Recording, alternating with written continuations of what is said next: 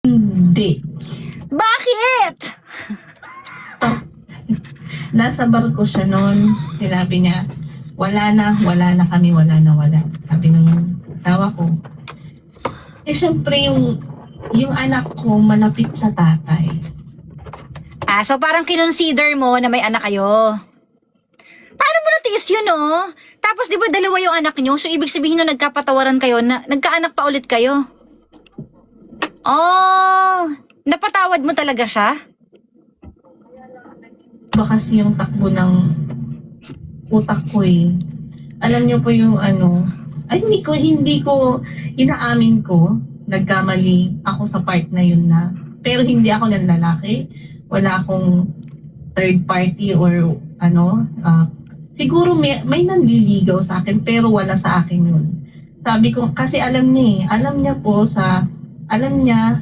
na ako yung taong kahit maghubad yan sa harapan ko, wala akong pakialam. Hindi ko yan papatulan. Okay, sige. So na nagkabalikan na kayo at nakabuo kayo ng pangalawa, Ngayon, sa akin naman kasi yung mas naging issue, pero mas malala pa rin siya. paano naging issue? Ano ibig sabihin na naging issue after? Ngayon, nung po kasi, yung nag-pandemic, syempre, muna pauwi rin po siya, nanganak din ako. Ngayon, lahat ng racket, pinasok ko.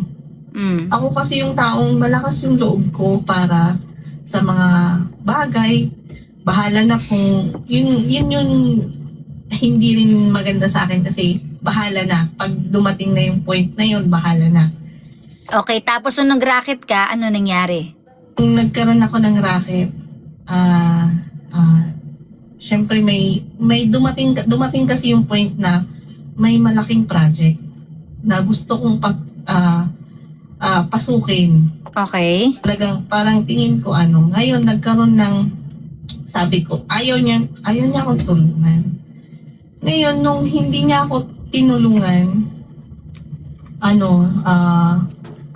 sabi ko, humiram ako na lang yung nag-produce. Ako. Pero alam ko sa sarili ko na merong iba na hindi ko lang kasi kung ano yung tawag doon dati nung hindi pa ako nagpapa-check up. Ganun, nagkaroon ako ng ng money disorder na pa siya since grade school. Click yun eh. Nung nag-asawa ako, wala na yun, naging okay yung... Paano yung money disorder na sinasabi mo? Anong klaseng money disorder? Nangungutang ka ba lagi? Na hindi nababayaran? Oo, nangungutang ako, pero pinipilit ko siyang mabayaran. Ngayon, hanggang sa dumating na yung point na yung halo-halo yung meron akong sinusuport, may cargo ako dito na sa side niya, syempre, sa kabaitan ko rin siguro, yun din yung nasobrahan ko, na kunting lapit nila sa akin, nakamag-anak na, sige. Nagpapautang ka? Oo, pautang hanggang sa wala na rin. Tapos nung naman na, hanggang sa yung project na yun, hindi ko nga halos hindi ko nga alam kung saan napunta rin. Yung na yun, pero napunta sa project. So parang sa madaling salita, nagkaroon ka ng problema sa pera, hindi mo na-handle ng maayos. Nag-away kayo dahil doon? Opo, hiram din ako kung sino. Anong level nung amount of money? 6 digits ba? Milyon? Hindi po, hanggang sa 200K. Ayon. So ngayon, nung nalaman ng asawa mo yon, nag-away kayo? Okay kami, tapos hindi mo sinabing ganito, ganyan. Kasi siya yung taong pag magsasabi ka sa kanya, ay nako, draman mo na naman, tumigil ka na, kadramahan. Ganun kasi siya, kaya mula nun, hindi na ako nag-open up. Nag-open. Kasi pag mag-open akong ganun sa kanya, nang kadramahan mo, tumigil ka na naman. Sabi, ganun siya. Kaya hindi na ako nag-open na nakim-kim ko na lang siya ng ganun. Hanggang yun, hanggang sa pag sumasabay din kasi yung nakikita ko sa messenger niya. Na, meron ulit, may babae ulit. Magkakaiba po yan. Hindi lang, siguro siya yung siya yung tao, sa pag-estudyante may extra boy, may extra ballpen. Siya maraming extra girlfriend. So marami siyang side chick. So sa madaling salita, kahit napatawad mo na siya, umulit-ulit pa rin yung ginagawa niyang panloloko sa'yo. Opo. Ulit ha. Ako hindi rin naman nagamot yung sa side ko. Kaya nung nagkaroon ng project na yun, doon lalo tapos yung hiniraman ko pa, ay hindi pwede love kasi kailangan nating ibigay yung interest nito, ganito, ganyan. Hanggang sa humiram, siya yung naging sunod-sunuran ako na hindi ko alam. Sunod-sunuran sa asawa mo? Doon sa project? Okay. So, naayos ba yon yung problemang yon o hindi? Naayos, tumulong yung parents ko. Oh.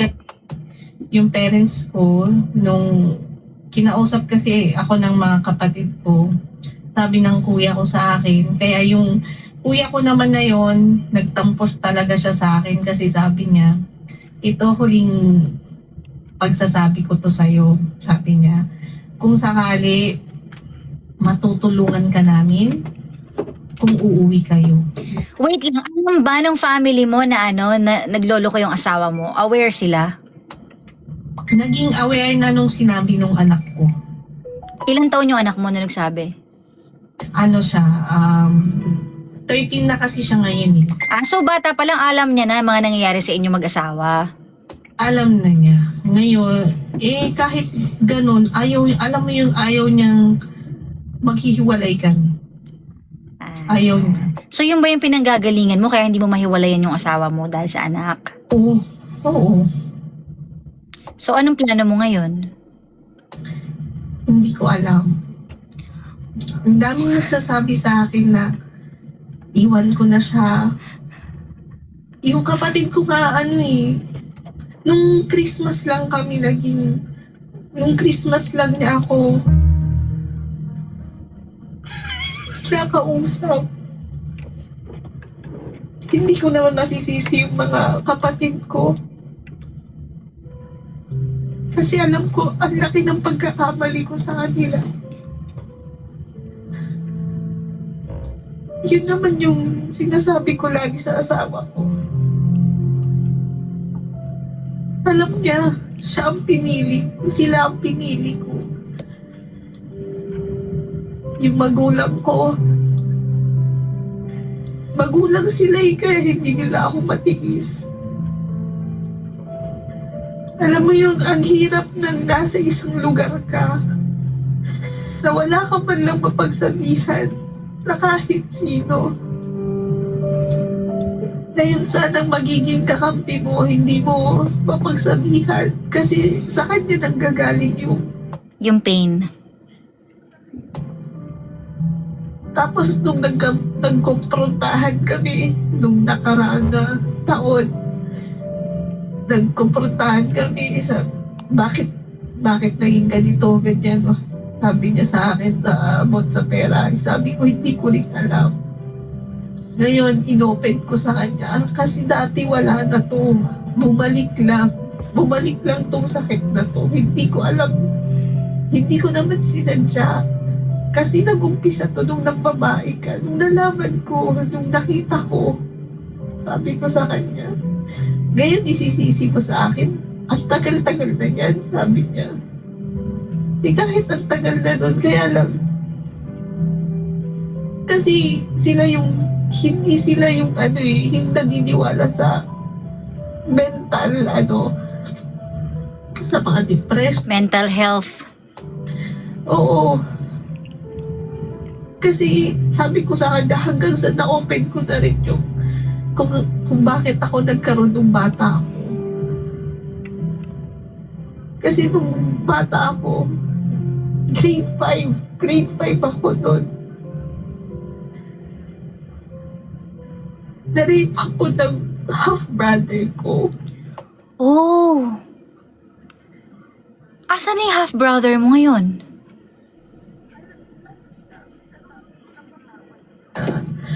Okay na kami.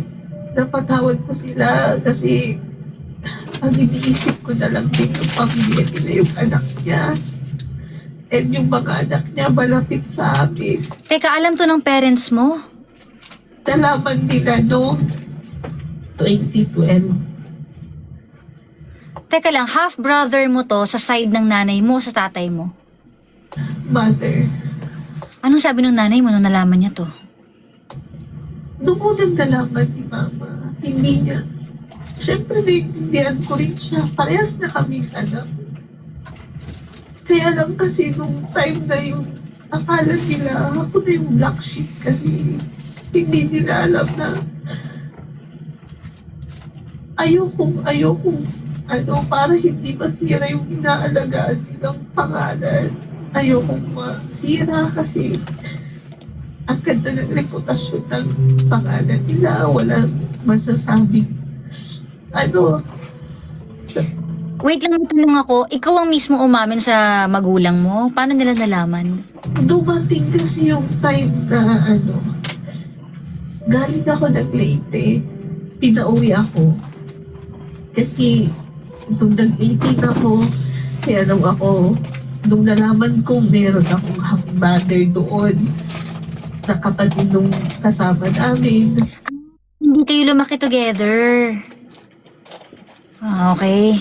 Isa, yung isa talaga, yun ang kasama namin lumaki. Na siya na yung namin, panganay namin. Okay, so paano nalaman ng magulang mo?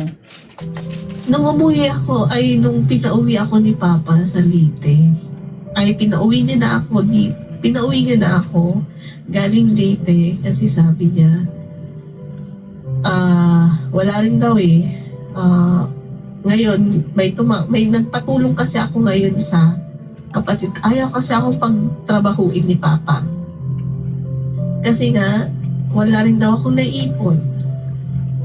Ayaw niya akong mag-work. Doon na lang daw sana ako na tulungan ko sila sa tinatayong negosyo. Tapos, hanggang sa mainit lagi yung ulo ni Papa sa akin na hindi ko alam kung bakit. Ngayon, hanggang sa hindi ko na kaya, yung gumawa ko ng sulat. Hindi ko kasi masabi ng personal. Doon mo nilabas lahat. Gumawa ko ng sulat. Nung umuwi yung kapatid ko na mas bata sa akin, yung sumunod sa akin. Tapos aalis din siya. Ngayon, bago siya umalis, isiniksik ko muna yung sulat sa bag niya. Bago siya Okay. siniksik ko. Tapos, kinabukasan doon, tinawagan ako doon kasi nagpapatulong din ako kasi may kailangan akong isettle sa Leyte kasi nga pinauwi na ako ni Papa. Kaya kailangan kong isettle yun. Tinulungan ako ng kuya ko, nag-aaral siya.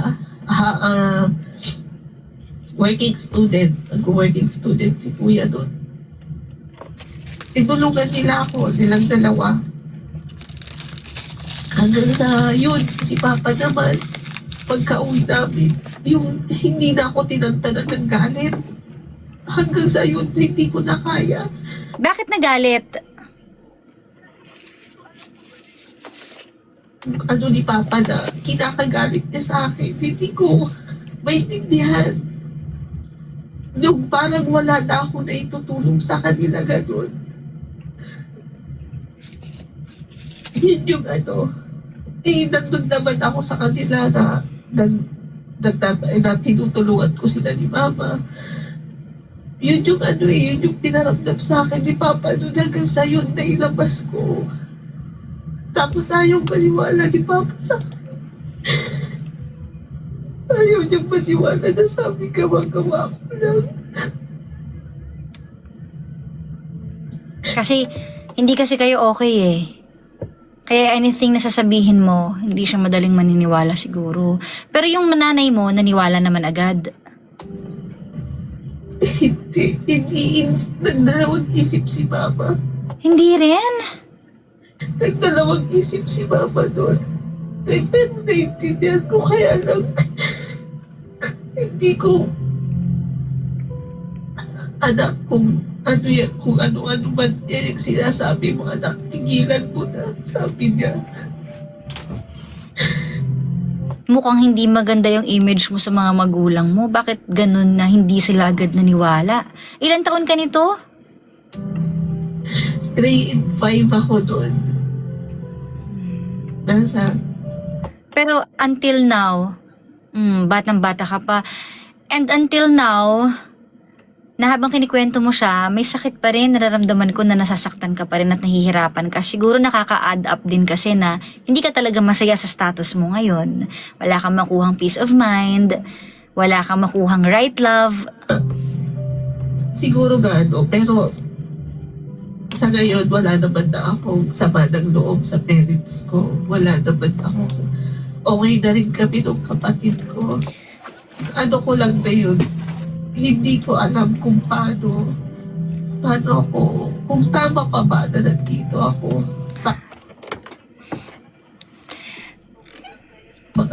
Yung mga anak ko kasi, hindi ko alam kung, syempre, paglaki nila, ayokong isipin naman nila na okay lang na masaktan. Okay lang magtiis ng ganito kasakit.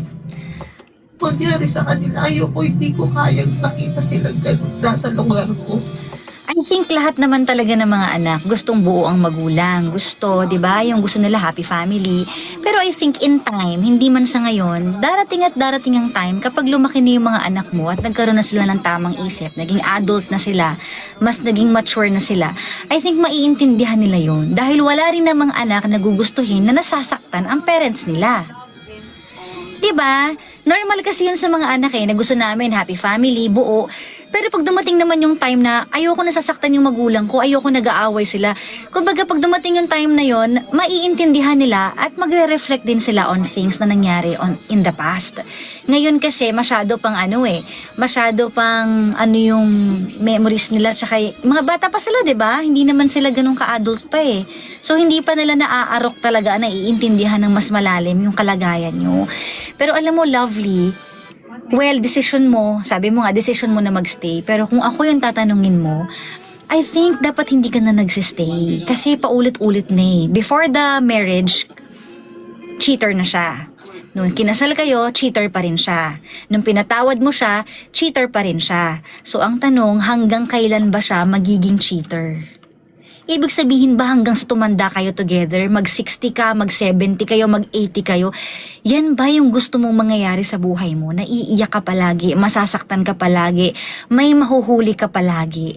Isipin mo din yung sarili mo. Hindi rin magiging masaya ang mga anak mo na nakikita ka laging umiiyak at mahina. At ikaw, hindi ka rin magiging masaya na nagkakaroon ka lagi ng mental breakdown. Ikaw na rin naman na nagsabi, Ate Lovely, na na hindi siya naniniwala sa mental health issues at hindi kanya pinapakinggan. Diba? Doon pa lang maiisip mo na hanggang kailan ako magrarant ng walang nakikinig? Ano yun, sasarilinin ko lang hanggang sa tumanda kaming dalawa together? Ganun lang palagi? Walang mararating yun. Hindi din maaayos kasi hindi kayo magkakaintindihan dahil hindi naman niya gustong pakinggan ka eh. So dapat sinisave mo na yung sarili mo ngayon pa lang eh. Kasi wala siya ngayon. Pauwi pa lang naman siya by February. At hindi ko alam kung magiging ganun pa yung situation. Kasi before siya umalis, nasa isang bubong kami. Nag-work na ako, nagtrabaho na ako para malibang ako. Yun din ang advice naman sa akin. Mag-work na lang ako. Ngayon, mag-uusap pa kayo sa February? Hindi ko alam kasi blinak na nga niya ako sa Facebook, ay sa Messenger niya. So parang ano na rin kayo ngayon? 50-50 na rin kayo ngayon. Oo. Oh, kung gano'n naman pala, Sa isang bahay, hindi nag-uusap. Pero, nandyan yung anak ko. Katabi pa nga namin, nasa gitna yung bata. Walang nangyari. Para lang kaming nasa gitna yung bata, tapos kami, tapos yun, maghahanda lang ako ng mga pagkain ng mga anak ko, tapos papasok ako. O, siya naman, kasi nakabakasyon nga, maglilinis ng bahay, mag-aasikaso lahat dito, susundo sa bata, gano'n. Yun yung pero hindi kami yung nag-uusap. Pero ako naman, bilang tao, pag-aalis ako, sasabihin ko sa kanya, alis na ako. Alis na kami. Ano mo, Ate Lovely? Magtutuloy-tuloy yan. Magtutuloy-tuloy talaga yan. So, kailangan may isang mag-break niyan. At yung break na sinasabi ko is yung totohanang talaga, totohanang hiwalayan, totohanang breakup talaga sa inyo. Kasi kailangan mo i-save yung sarili mo eh. Dahil hindi pwede mag-continue yung ganyan. Masyado ka ng maraming ininda. Hindi na dapat yung paulit-ulit. Kasi, ibig sabihin yan, wala ka respeto sa sarili mo. Hinahayaan mong ganunin ka lang. Diba? Kawawa ka naman, hindi mo mahal yung sarili mo. Dapat love mo yung self mo, diba? Mas inuuna ko sarili ko ngayon. Hindi mo mauuna yung sarili mo hanggat andyan ka sa tabi niya. Hindi mangyayari yon, diba? A person who ruins your mental health can never be the love of your life. He can never be the love of your life. Kaya kahit pa sabihin na kasal kayo, diba? Malupit kasi yung kasalanan niya, malalim yun masyado. At kung paulit-ulit, ibig sabihin, wala din talaga siyang respeto sa'yo. Wala siyang respeto sa'yo, wala ka rin respeto sa sarili mo, so nasan yung love? Di ba love is respect? So asan yung respect? Wala. Wala na. Video na talaga. Video niya mismo. Video niya kasi niya eh. Yung alin? Yung sex. Mababa na talaga ako. O, diba? Hindi mo ba nakikita, na masyado ng extreme yung nangyayari? Tapos, andyan ka pa din?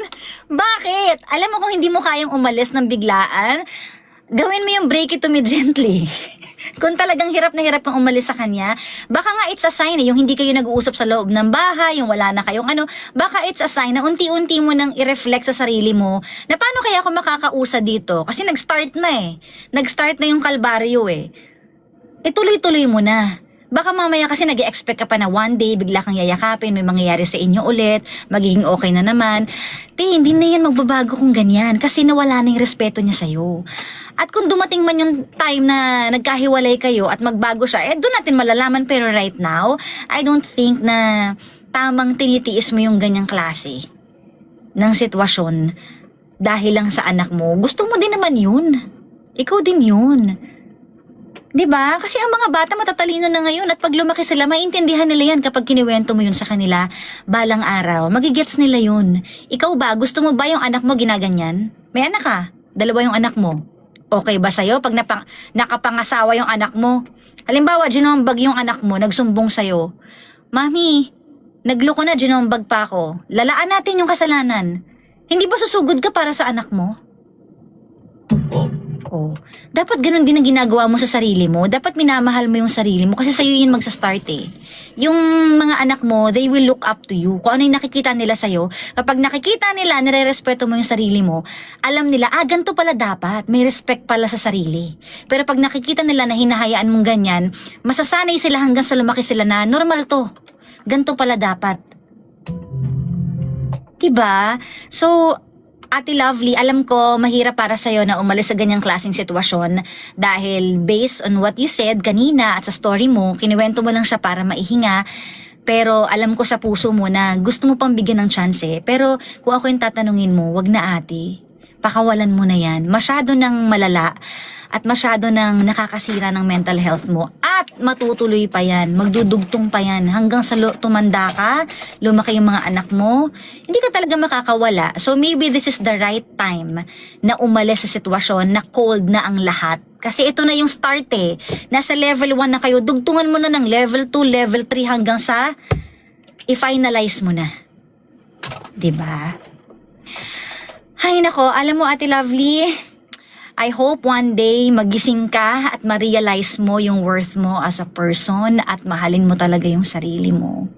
Siguro ang kailangan mo ngayon mas mag-reflect ka. Magpaka-busy ka muna tapos mag-reflect ka talaga sa sarili mo. Ano ang future ko sa lalaking ito kung ito ang pipiliin ko hanggang ngayon? Ano ang mangyayari sa buhay ko? Siguro dun muna tayo mag-start sa question na yan. Ay, I wish you all the best, Ate Lovely. Gusto pa sana kitang kausapin ng matagal. Kaso, wala na tayong time. Baka magalit sa atin si Toby. Pero andito si Papa Jackson, no? Pwede mong ituloy ito mamaya sa kanya sa sa ano niya, STG. Oo, gusto pa sana kitang i-comfort kaso wala eh. So, right now, yun ang malaking question. Hanggang kailan ako magtitiis sa ganitong klaseng pain? At ano ang mangyayari sa future ko kapag tinuloy ko to? Yun munang mga tanong na yun ang i-reflect mo. Okay, Ate Lovely?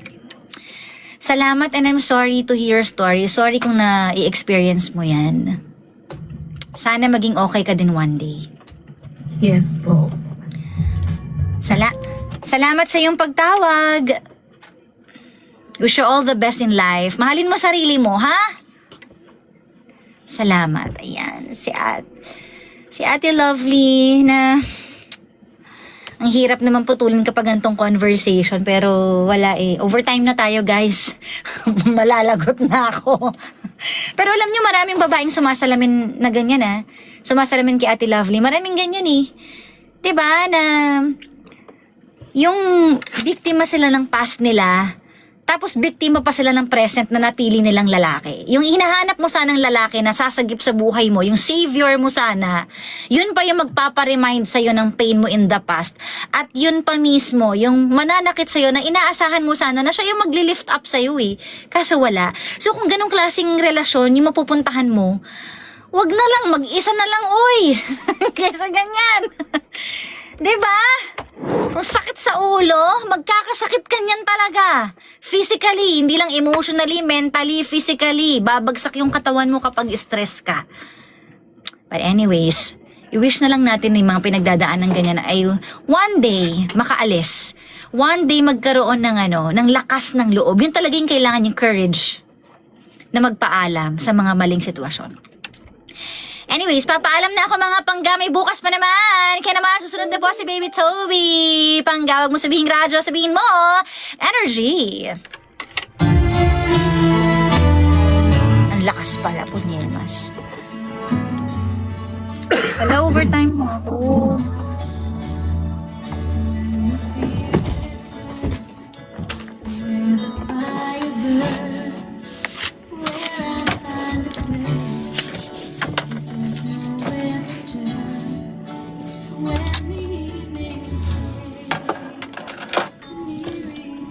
Maglo-load na muna ako. Ano? Babay na. Ba't babay na? O, di sige, dyan kayo habang naglo-load ako. Bilisan mo na, ikaw lang hinihintay ng medical. Ako na! Sandali, wag na kaya ako magpaano, ECG. Teka lang ha. Anong ECG? Kailangan mo yan lang sa sir. Ay sir, may punta ka dito tayo. Ikaw lang wala dito. Makalito ko ngayon. Ay, oo nga pala. Asan na yung ano ko? Shucks, time. Hello. Lobat na lobat tuloy. Ano ba yan? Ano na talaga ako? Overtime.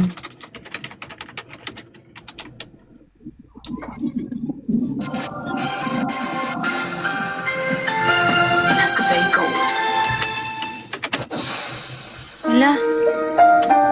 Generic. Kaya Wednesday ngayon, oh. Okay.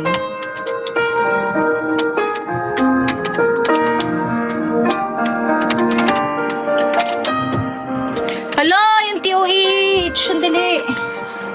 Patay talaga ako. Siguro naman maiintindihan nila kapag ganitong color, no? What I deserve. Ako maintindihan ko yan. Kasi kailangan naman putulin ko bigla. Ako pag ako yun, naintindihan ko yan. Visit.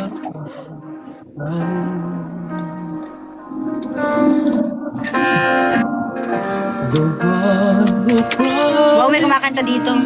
love. Where did he go? Does anybody ever know? How do you heal a broken heart that feels like it?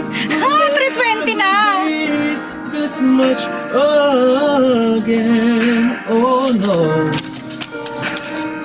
I just can't let go. How do you heal a broken heart that feels like it will never love this way again? Toby, sorry na. Overtime ako kasi yung caller hindi ko makat dahil yung kwento niya ano eh. Na RAPE siya eh. Na-rape? Mababan talaga ako, hindi ko nga binabanggit eh.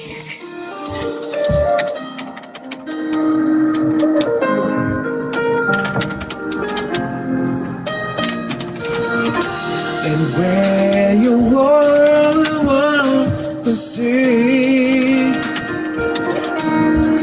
was I fool? Eto na. Ano, Toby, first 5 songs na lang nilagay ko muna. Tatakbo na kasi ako sa medical, sorry na. Ako na lang daw hinihintay. To say you want to leave. Kalat ko, sige na. Bye-bye. Bye-bye. Bye-bye. Bye-bye pa. Bakit nag-end ko na? Hindi, magme-medical. Oh, sige. Ito na. Guys, bye-bye na.